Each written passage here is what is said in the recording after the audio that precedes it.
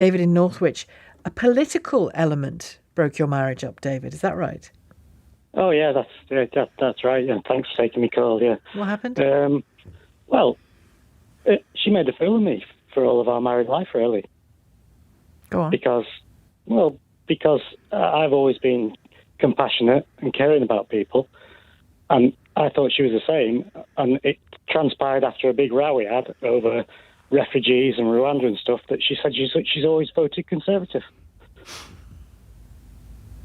and it's disgusting, really, isn't it? Well, no, it's not disgusting to vote Conservative.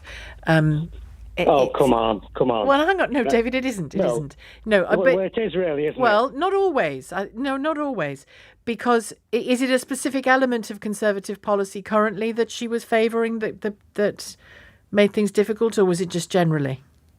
Well, if you look what's happened since 2010, all through austerity, which killed hundreds of thousands of people, and then everything that's happened in between. And all this time, when I thought she was like me, who cares about people, then she doesn't really care about anybody, but herself maybe. And it was like it was disgusting. It's disgusting. And had she told you she was voting what? Do you vote Labour? I've always voted Labour, yeah. And did she tell you she voted Labour? She never actually come right out and said, but we'd stood in the polling booth together and we voted together. I always assumed she voted Labour. I'm sorry. Apologies for laughing. I'm not laughing at you, I promise, David. I'm just seeing this image of two people in the polling booth, and you just assume she was voting the same as you. But, I mean, she's allowed to vote any way she wants. You might not agree with it, but is it a reason to leave, to end your marriage? But don't you think that's disgusting? Voting Conservative all these years.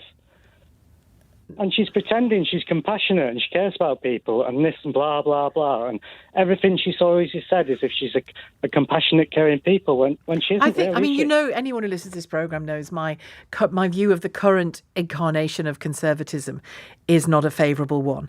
But I certainly don't think it's disgusting to vote Conservative. Oh, honestly? Yeah. Well, you're going to stop listening to me now, David?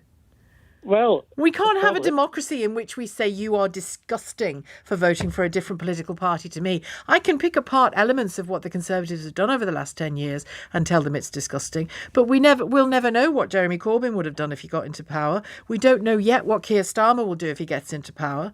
And elements of what Tony Blair did when he was in power, lots of people think is disgusting. Lots of Labour voters think is disgusting. If you think of Iraq, for example, we can't go down the route of saying if you vote Conservative, you are disgusting. Well, you're entitled to believe that the principles of conservatism are disgusting. Of course you are. You're entitled to believe that. You are. I don't agree with you, but I'm not ashamed to say that I care about people. I'll always vote Labour. So why should someone hide that from me all these years? It's like fox hunting, isn't it? Where they try to justify it. So she's obviously ashamed she should be voting Conservative all these years. Well, she's probably terrified of your reaction rather than ashamed, because your reaction is to divorce her. Well, no, it's a mutual thing. We got divorced because obviously that can't go on, can it? You can't honestly share the rest of your life with someone who votes Conservative, can you? I could. No, you couldn't. I could, absolutely. Honestly? Yeah, I could marry a Conservative MP if I fell in love with him and I loved him, as long as he wasn't one of the mad ones. Well, they're all mad, aren't they? No, they're not all mad. Some of them are wonderful people. You're joking. I'm not joking. Can you name one? Of course I can.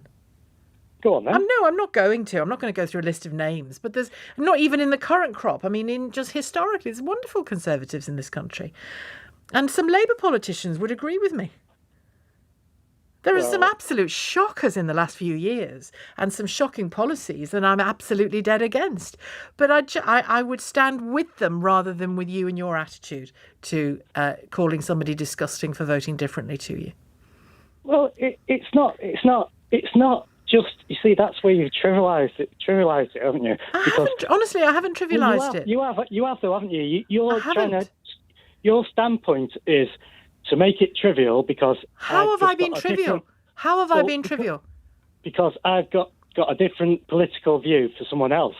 I'm not trivialising that. Do I think it's something you should divorce somebody for or call somebody disgusting for? No, I don't. I'm not trivialising it. Well, you are in a way. Am I? Well, everything that's happened in 2010, and really, and that's just a political point of view where you should let someone vote Conservative. No, I've made it clear I don't think that all of the things that have happened since 2010 are acceptable. Some of them are, some of them aren't. And I'm appalled by lots of it. None of them are. Well, okay. I'm not surprised to hear you say none of them are. But I think we're on... You know, you are completely entitled to divorce your wife because you feel she's lied to you for years about her politics. That's between you and her, not me. But the idea that we go about saying, you, Conservative, are disgusting, you, if you vote Conservative, are disgusting, is an absolutely terrible place to take our politics, and I refuse to play ball with you, David, in that particular game.